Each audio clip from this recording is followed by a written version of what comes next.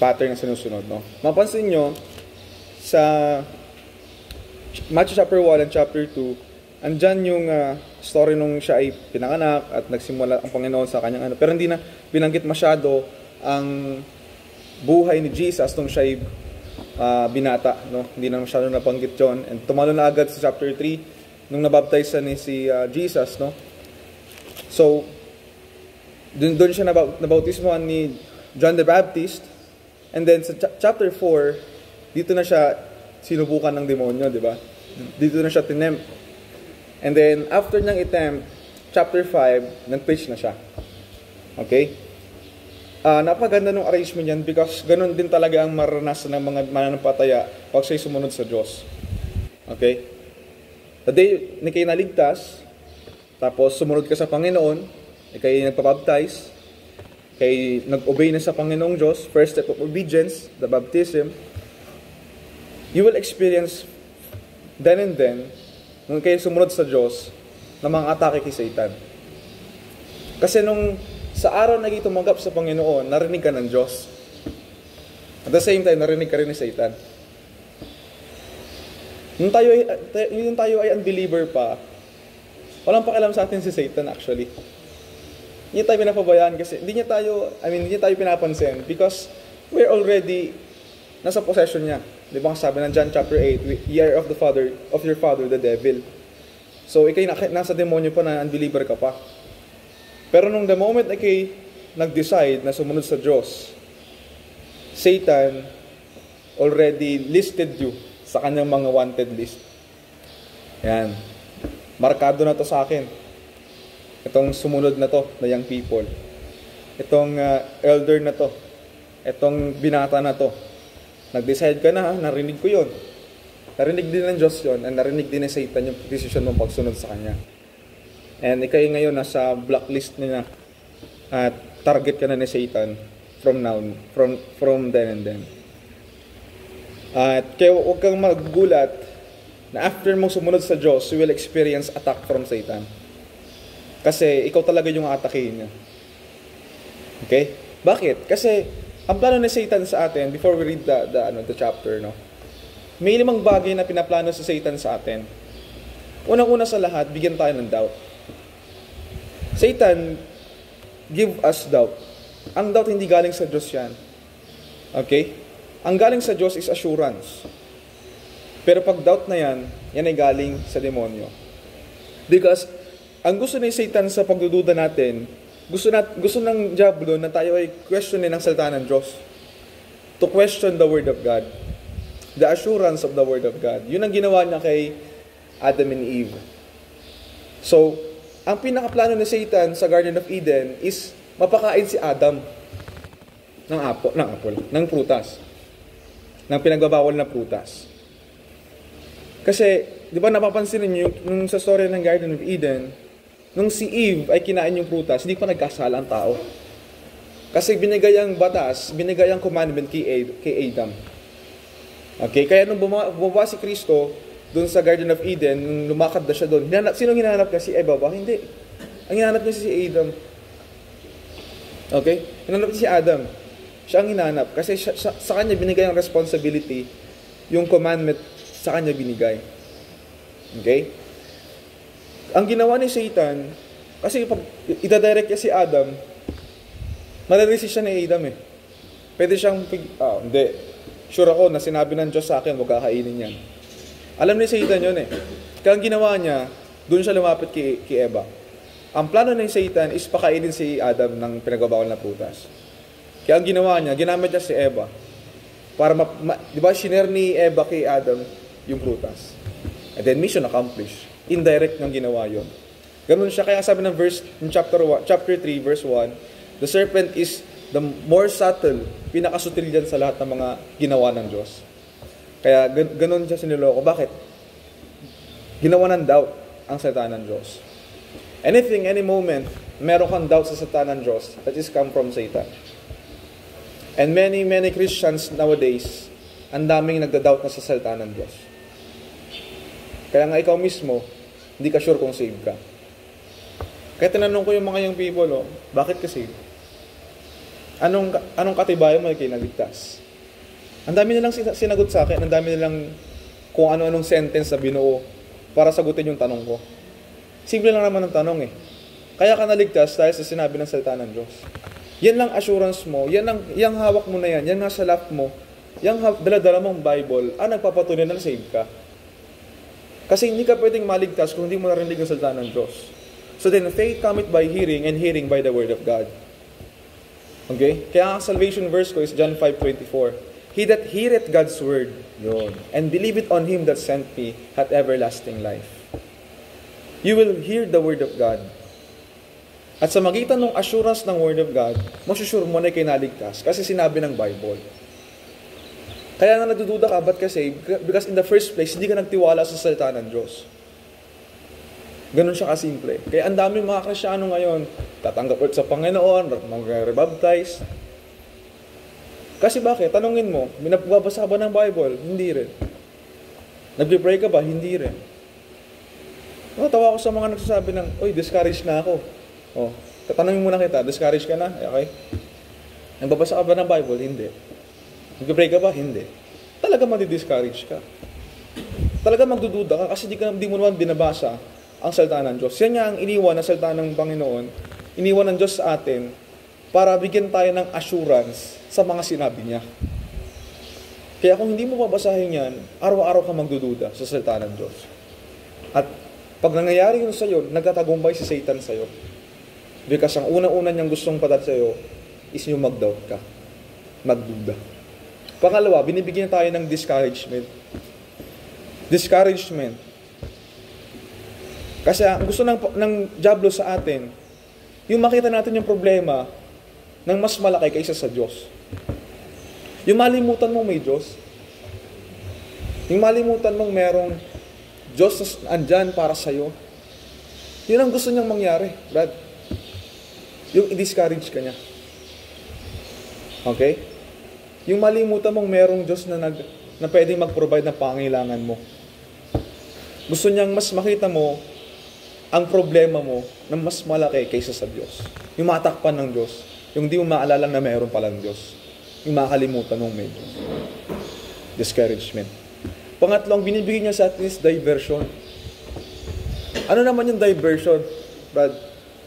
Diversion, ibig sabihin yan, ganito lang kasimple, para ma-explain ko sa inyo. Diversion, ibig sabihin, dinadivert ka. Yung focus mo ay maiba. Gusto ng diablo sa atin, okay, na makita mo ang maling bagay na tama. Na para mas ma-enjoy mo yung mali kaysa gawin yung tama. That is diversion. Kaya ang daming Kristiyano ngayon, lulong sa cellphone. Bakit? Na-divert na siya. Kung tatanungin kita ngayon, ano mas mataas ang oras na in-spend mo? Cellphone or Bible? Kung mas mataas ang cellphone, you are diverted. Okay? Ikaw ay dinivert. Naiba na ang focus mo. Okay? Nalipat. Okay? Young men, imbis na dapat kayo nagsusubsob, sinusubsob mo ang mukha mo sa salita ng Diyos, saka nakasubsob sa cellphone. Ministers of Christ, servants of Christ, mga nagsuko ng buwan, mga full-time sa ministry. Anong ginagawa natin? Saan tayo subsob? Pag mas marami tayong time sa mundo kasi sa salita ng Diyos, sa spiritual realm, diverted ka na. At yan ang pakanan ni Satan sa atin. Pangalawa, binabato niya tayo ng pagkatalo. Defeat. Diba? 4-5 letter D yan eh. Plano ng Satan sa atin, una, bigyan tayo ng doubt. Pagdudahan mo sa salita ng Diyos. Pangalawa, bigyan tayo ng discouragement. Na makita mo ang problema rather than God. Pangatlo, diversion. Na iba ang focus mo. Pang-apat, binibigyan niya tayo ng defeat na thoughts, yung pagkatalo. Yung gustong ipaisip ni Satan sa atin, failure ka na. Wala ka ng saysay. Di ba may dark past ka? Di ba may karasyon ka dati? Wala na. Di ka na pwedeng gamitin ng Diyos. That is the thoughts of defeat. Gusto niyang ibato sa atin yun para isipin mo na hindi ka na pwedeng magamit sa ministry. And panglima, delay. Delay. Ano yung delay? Yung hindi mo matapos yung kailangan mong gawin. Okay? Gusto ni Satan na magulo ka, na para yung dapat pinapagawa sa ng Diyos, hindi mo magawa. Dinidelay niya. Ang dami niyang pinapasok sa iyong schedule para yung dapat mong gagawin, hindi mo magawa. At number 1 na nagpapadelay sa atin is our gadgets. Hindi ka na nakatapos ng mga ginawa because ang dami mong in-spend ng time sa gadget. Number 1, ngayong panahon na to ba? Dami. Bakit ka din nakagawa ng assignment? Mas may inuna kayo. Bakit ka din nakagawa ng module? Kaya ang ginagawa niya, para ang isip mo mawala sa prayer meeting, mawala sa worship service. Bakit? Naiwanan mo yung project mo, naiwanan mo yung output mo, pasahan na bukas. So, di ka makapag-focus ngayon sa pakikinig sa tanan Diyos kasi ang isip mo nasaan? Sa ginagawa mo, sa gagawin mo pa. Okay? Dinidelay niya. Dito sa Matthew chapter 4, makikita natin ang temptasyon ni Satan kay Jesus. No? Basahin mo natin. Verse 1. Then was Jesus led up of the Spirit into the wilderness to be tempted of the devil. And when he had fasted 40 days and 40 nights, he was afterward an hungered. And when the tempter came to him, he said, If thou be the Son of God, command that these stones be made bread. But he answered, It is written, Man shall not live by bread alone, but by every word that proceedeth out of the mouth of God. I want to share to you this morning how to recognize the voice of Satan. Because needful ito ngayong i-share sa inyo guys. Because some of you is being attacked at kinakausap ka ni Satan hindi mo alam. Kaya gusto ko i-share sa inyo mga young people and brothers and sisters, paano mo mara-recognize kung ang boses ay salita na pala ni Satan? Kaya sabi nga diba ng Isaiah, you will hear a word behind this saying, this is the way. Are you sure that voice is from God or from Satan? Kaya kung hindi ka aware sa kanyang mga pakana, sa kanyang mga tricks, at sa kanyang mga diskarte, pag hindi mo kilala sa Satan, madadaya ka niya. He is a deceiver and accuser. Panloloko. Magaling sa manloko. Bakit? Kilala ka niya mula nung pagkabata mo. Alam niya yung weaknesses mo. Alam niya kung ano ang gusto mo, kung saan ka mahilig. Alam niya saan ka babagsak. So how to recognize the voice of Satan? Number 1, malalaman mo na ang isang boses ay boses ng Satan. Ano yun? Because Satan's voice will come to you in moments of vulnerability. Tagalogin natin. Ang boses sa Satanas ay darating sa iyo sa oras na ikay mahina. Sa verse 2. And when he had fasted 40 days and 40 nights, he was afterward an hungered. Siya ay gutom. Merong physical na pangangailangan ang katawan ni Jesus that time. Nung siya ay gutom, nagka-fasting siya, verse 3, dumating na. Ano nangyari dyan? And the tempter came to him. Yan, dumating na. Kung ikaw talaga ang anak ng Diyos. So yung moments of vulnerability guys, hindi lang ito yung may physical kang pangailangan. Ganito yan, ano? Okay, look at me. Kapag tayo ay nagpa-fasting, tayo ay lumalapit sa Diyos. Tinatanggihan natin yung physical nating pangailangan para makapasok tayo sa spiritual nating pangailangan sa Diyos. Kinakalimutan natin yung ating physical na pangatawan para tayo makadulog sa Diyos.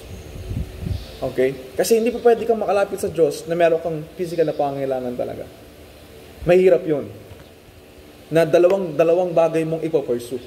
Kasi ang physical at spiritual, opposite na direction yan. Hindi mo pwedeng meron kang desire sa physical mong pangailangan at the same time you will seek God. No. Lahat ng mga gustong salikisikan ng Diyos, nagpa-fasting sila. Because kinakalimutan nila yung physical na mundo para makalapit sila sa spiritual na mundo. At marami sa inyo, ang hina ng spiritual life. Bakit? Because you are too much fed up of physical world. Masalo kang, di ba tanan nyo? Physical and spiritual. The more na nagkikling ka sa physical realm, sa physical na pangangatawan, lumalayo ka sa spiritual na mundo. Kaya sinasabi ni Apostle Paul sa Philippians, kayo yung mga, ang Diyos mo, mga tiyan. Whose God is their belly. Okay? Pansinin nyo, the more na busog ang isang tao, the more na yan ay makamundo. The more na yan ay masaya. Kaya nga sabi ni Solomon, mas gusto ko pa yung araw na may namatay kaysa may party. Because maraming mga Kristiyano, pag may handaan, nalimutan na Kristiyano siya.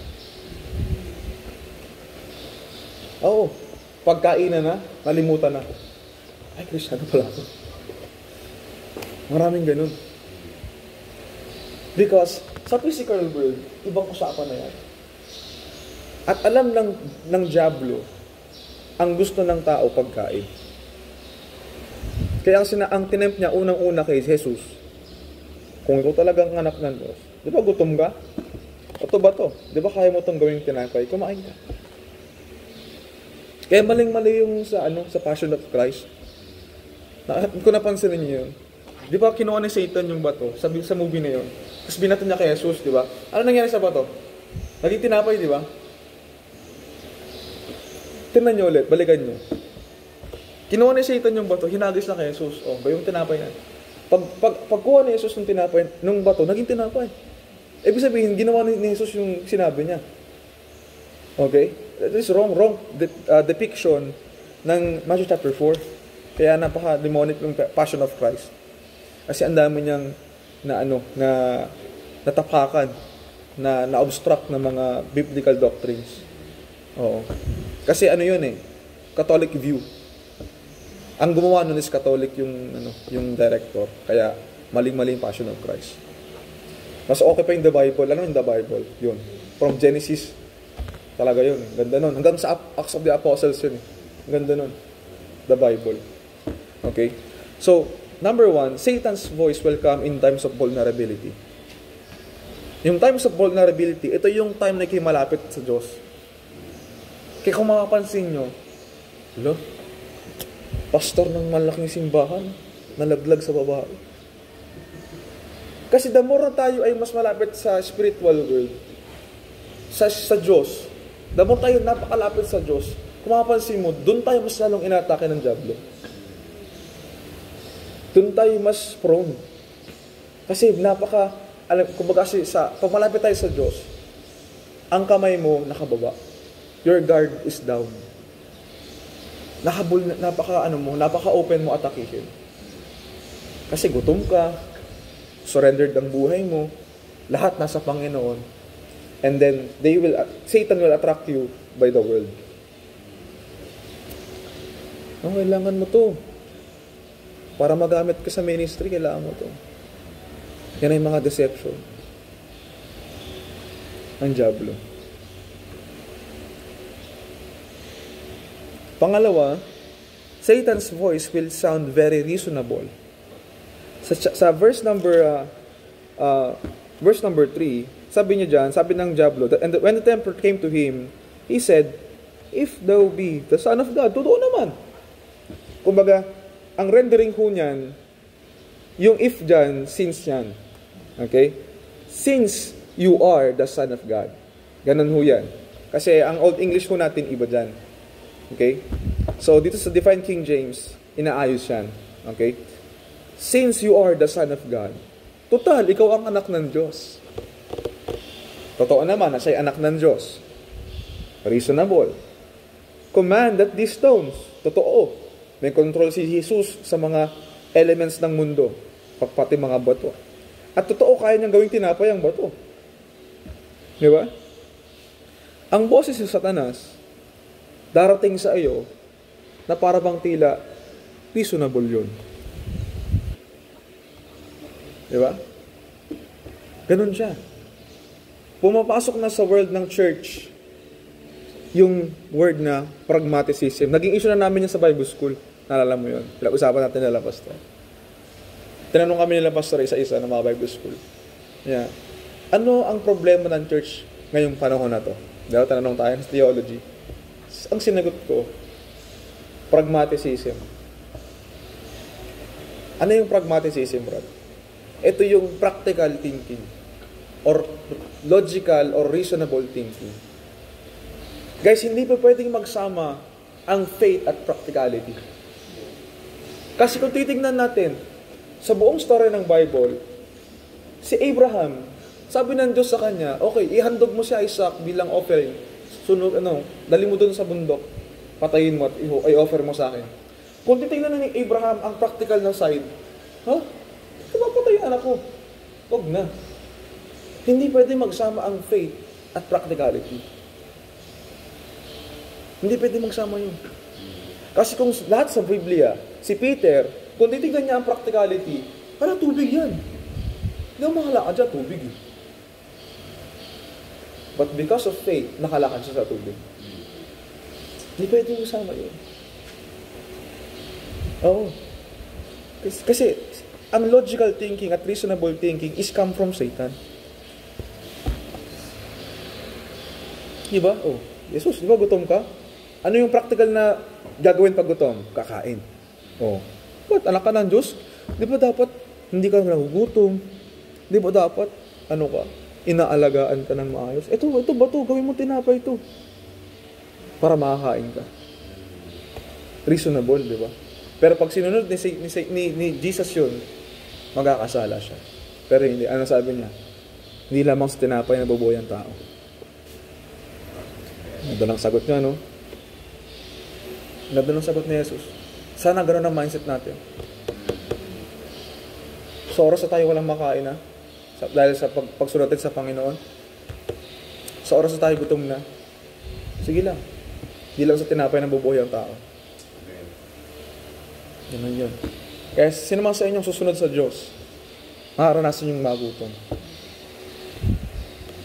Mararanasan nyo yan. At sa oras na magugutom ka na, doon na papasok si Satanas.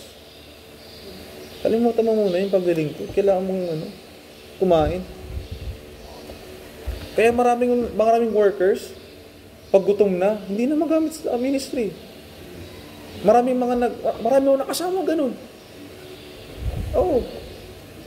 Pag usapang gutom na, lalo pag anniversary, oo. Hindi na kumikilos, wala lang gasolina. Demonyo na raw ang Oo. Pansinin nyo. Ang daming ganun. Huwag sana mangyari sa atin. Pagpahintulot na ng Diyos sa atin. Dapat tayo huli nakakain. Sila, visit muna. Pero mga kasama ko dati. Andun na. Nag-take light na. Kumano na. Diba? Kumain na lang Kasi daw sinunod nila yung pinakain ni Jesus yung 5,000. Apostle muna. Mga workers muna daw, bago yung mga tao. Ang galing, no? Galing. Ayos nga. Yes. Diba? At dumarating ang boss ni Satanas sa atin na parang reasonable gawin. Pangatlo, ang boss ni Satanas ay dumarating sa atin para i-affil ang flesh natin. Anything na nag-fed up ng ating flesh is from Satan. Ang ginagawa ng Panginoon sa atin is to kill ourselves, to die to ourselves. Si Satan naman baliktad. Pakainin mo pa. Basta lang mong i-feed ang iyong flesh. Anything na nagkikater sa ating flesh is from Satan. Saan yun? Dito yun. Sa verse 3 and 4 pa rin. Na inalok ng diablo si Jesus ng pagkain. Because gutom ka, di ba? Ang boss ni Satanas ay lagi nanaisin na ma-fulfill ang kagustuhan ng laman. O-offer niya tayo ng mga desires ng ating laman. Sa ating Christian life, na magnanakaw ng attention ng pag-ibig ng tunay na Diyos, talagang yung madadivert ang iyong focus sa pagdilingkod sa Diyos. Okay? And number 4, Satan's voice will advocate disobedience to God's law. Okay, let's continue reading. Verse 5. Ito na yung pangalawang panunukso sa kanya. Then the devil taketh him up into an exceeding, okay, and into a holy place, to a holy place, and setteth him on a pinnacle of the temple. Yung pinnacle dyan, mga young people, is, ito yung high place, o tuktok, pinnacle of the temple. And many scholars said, itong pinnacle ng temple na to, dito rin hinagi si James. Dito rin siya tinulak. Or, dun siya namatay. The same pinnacle of the temple. Okay? So, verse 6, and saith unto him, If thou be the Son of God. Napansin niyo palagi ang entrada ng Diablo kay Jesus. Kung ito talaga anak ng Diyos, cast thyself down. Ipatahulog mo yung sarili mo, ilaglag mo sarili mo. For it is written, He shall give His angels charge concerning thee. And in their hands they shall bear thee up, lest at any time thou dash thy foot against a stone. Okay? Ano sabi ni Jesus? It is written again, Thou shalt not tempt the Lord thy God. Mamaya kita natin yung sabihin niyan. Verse 8. Verse 8. Ano pa lang? 6 ano pa lang? 6:30 lang. O kung kailangan mo nang mag-go. Then the devil leaveth him, and behold, angels came and... Sana tayo? Verse 8. And again, the devil taketh him up into exceeding high mountain. Dinala siya man sa mountain. And showeth him all the kingdoms of the world. Pinakita ng Diablo ang mga kaharian niya. And the glory of them. And said unto him, All these things will I give thee, if thou wilt fall down and worship me. Ibibigay ko sa ito lahat, Jesus. Huwag ka nang dumiretso dun sa sinabi ng Diyos sa'yo. Dahil ang boses sa Satanas, makinig mga kapatid, ang gagawin niyan sa atin is number 1, to disobey God's law. Walang ibang plano sa Satan kundi ma-disobey mo ang God's law. Yung hindi mo sundin niyang hawak mong Biblia. Yung hindi mo mabasa yan. Yung maging ignorante ka sa salita ng Diyos. Para hindi mo masunod. Kaya kapag hindi mo binabasa ang Biblia mo, dinedemonyo ka. Kasi ang gusto ng Panginoon sa atin, masunod natin ang salita ng Diyos. Walang labis at walang kulang. Pero pag hindi mo binabasa, paano mo susundin? Kaya sabi ko sa mga taga-naik, alam niyo bakit ganyan ang mga buhay niyo pa rin? Nagsabi kayong sumunod kayo sa Diyos, pero di kayo babago ng buhay.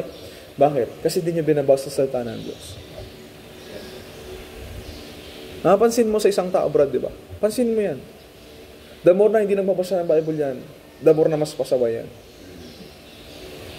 Kasi ang Bible is our boundary. Yan ang kumokontrol sa ating buhay. Yan yung nakakapigil, bakit, di ba? Alam mong gagawa ka ng gantong bagay. Ay, sinabi sa Bible, bawal yan. Ang Bible is a controlling force sa atin.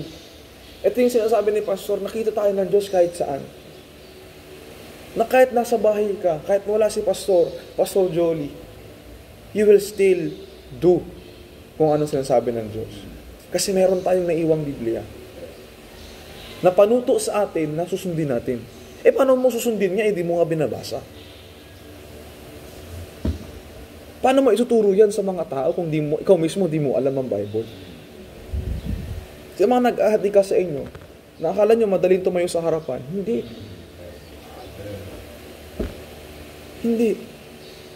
Kailangan namin i-correct. Kailangan namin tingnan ano yung mga sinasabi. Dapat walang contrary sa Bible yan.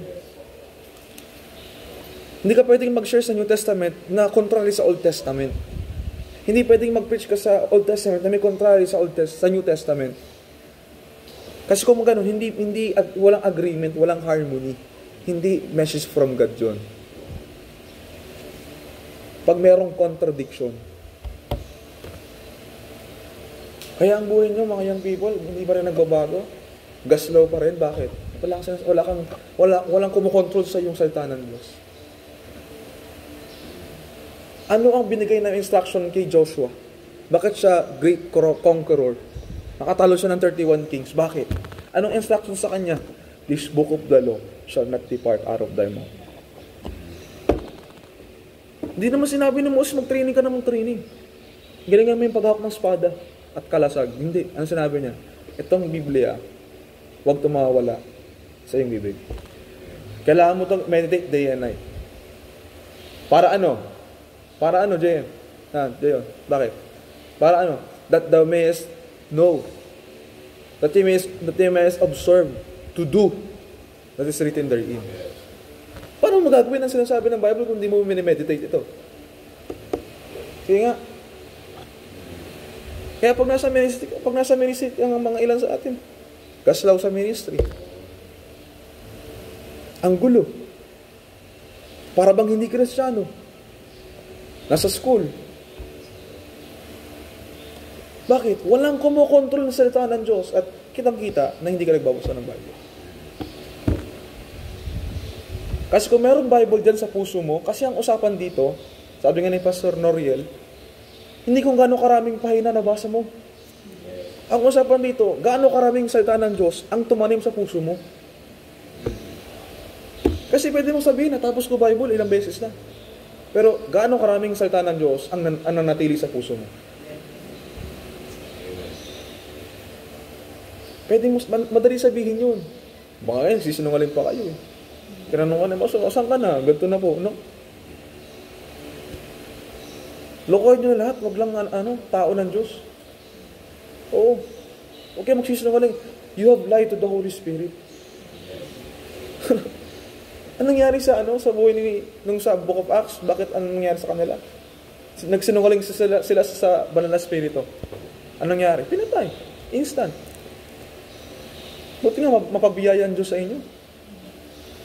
Sisinungaling kayo sa banal na spirito na nagbabasa ka ng Biblia. Pero hindi naman talaga. Hindi mo kayo masunod ang salita ng Diyos. Bakit? Hindi mo binabasa. So, nagtatango ba yung salita ng Diyos? Ang salita ng diablo sa'yo? Satan's voice will advocate disobedience to God's law. Okay, last two. Diba? Diyan sa verse, makikita natin yun doon sa verse 9, all these things will I give thee if thou will fall down and worship me. Yun ay pagsuway sa first commandment. Ang first commandment kasi, wag kayong magkakaroon ng iba pang Diyos na sasambahin maliban sa akin, di ba? The first commandment. At sa verse 9, kitang-kita natin na pag ginawa ng Panginoon Kristo na sundin ito, disobedience to God's law na yan.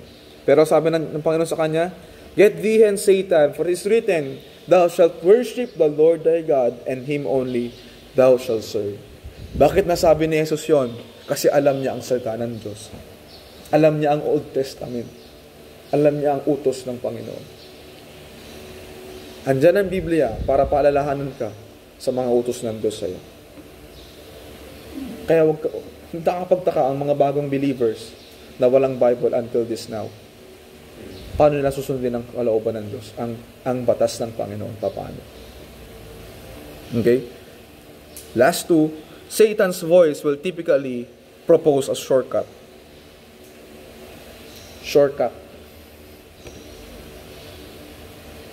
Anong sabi sa verse 9? Verse 8? And the devil taketh him up into an exceeding high mountain, and showeth him all the kingdoms of the world, and the glory of them. Sabi ni Satan sa kanya, shortcut boses Satan, shortcut palagi. Sabi ng diablo sa kanya, Jesus, masakit yung mapako sa krus.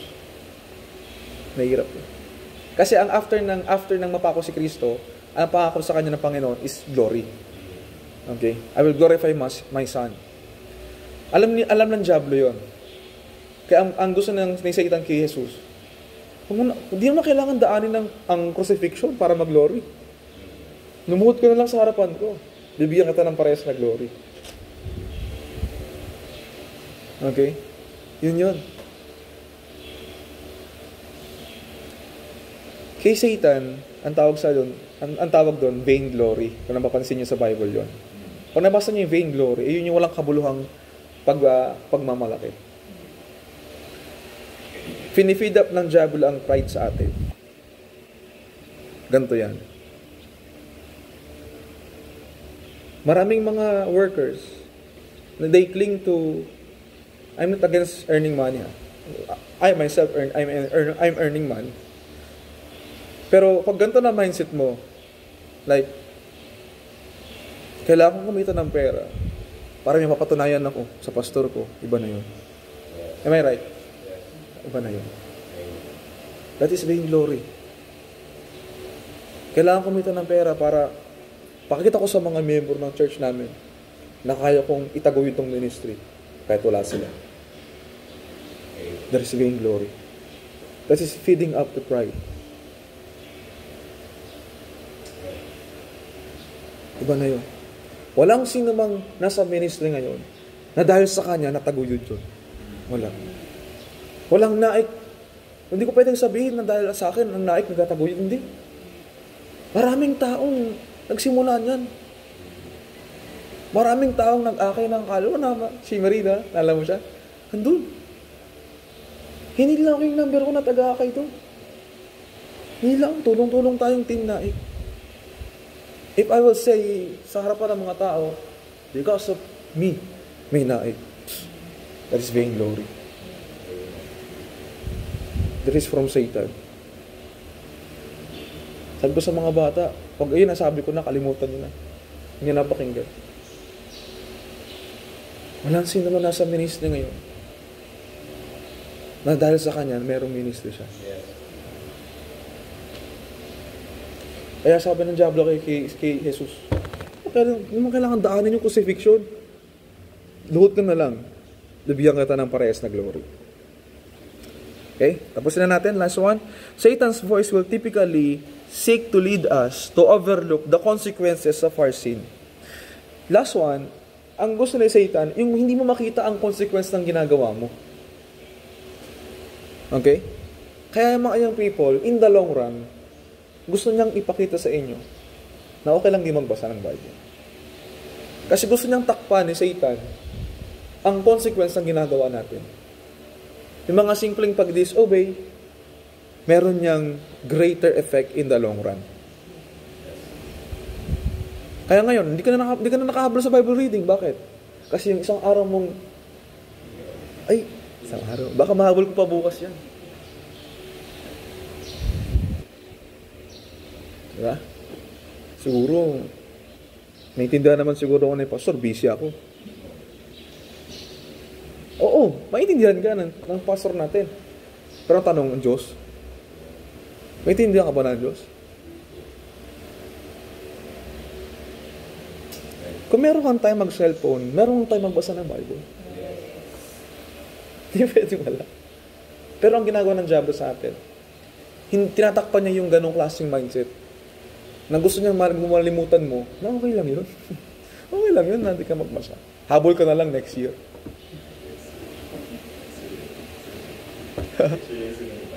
Oo. Next year na lang. Kupay na ibigay. Naku, sabi ko na nga ba. Gusto niyang malimutan natin. Huwag natin kakalimutan yan, guys. Kapag meron kayong desisyon na ginawa at andyan pumasok, that is voice of Satan.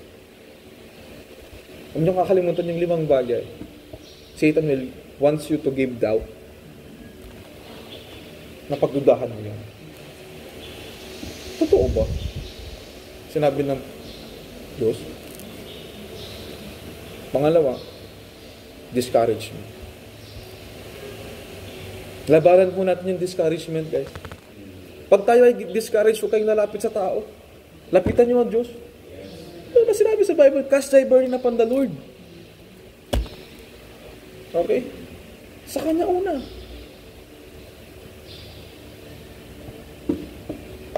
Diversion. Ginugulo ka na. Brad, sister, out of focus ka na. I-align mo ulit ang iyong focus sa kalooban ng Diyos. Ayoko kong iwanan kayo na yun lang. Gusto ko kayong i-encourage na ito gagawin mo. Out of focus ka na. Diverted na ang iyong isip. Balik ko tayo sa salita ng Diyos. Balik ko tayo sa kalooban ng Diyos. Ano ba ang panawagan sa iyo ng Diyos? Huwag mong kakalimutan ang panawagan sa iyo ng Diyos. Huwag kang aalis, huwag kang sa sidestep. Tuloy-tuloy lang ho sa kalooban ng Diyos. Huwag mong kakalimutan ang panawagan ng Diyos. Bakit ka andito sa Calvary Baptist Church? Dahil pag nakalimutan mo ang panawagan mo, bakit ka andito? Kung saan ka makapunta. Mag-iiba-iba ang focus mo. Maraming kabataan ngayon out of focus. Ang daming kasing distraction sa paligid. Kung meron ka lang isang pinupuntiryang focus, hindi ka magkakamali ng ginagawa. Pagkatalo, yung kaisipang defeat ka na, hindi. Ang Diyos magaling gumamit ng mga sirang bagay. Di ba? 1 Corinthians chapter 1, ginagamit yung mahihinang bagay ng mundo para lituhin yung mga matatalino. Ginagamit niya ng Panginoon Diyos yung mga walang kakwenta-kwenta para yung may kwenta. Oh, may kwenta ako? Ba't ako di ginagamit ng Diyos? No. God is very good using broken things. At guys, iwasan natin yung pagiging delayed natin sa ministry. Sigihan na natin. Greatest deception, last to. Dakilang panloloko. Greatest deception of Satan sa'yo, yung sabihin niya sa'yo, marami ka pang time. Huwag mo na maglingkod. Bata ka pa. Marami ka pang time. No. Siya yung wala ng time. Kaya siya nagdo-double time sa'yo. Young people, Christians, brothers and sisters, huwag po tayong makinig sa boses ng diablo. Be still and know that I am God. Kaya hindi mo marinig ang boses ng Diyos. Bakit? Masyado kang maingay.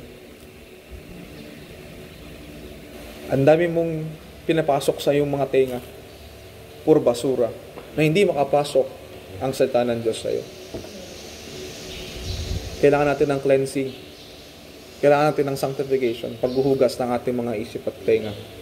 Para marinig natin ang kalooban ng Diyos sa mga buhay natin. Okay? So let's pray for Pastor Nem. Guys.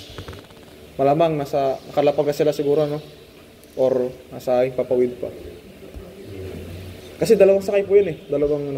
Baba sila sa isang airport, tapos sakay pa ulit pa Chicago.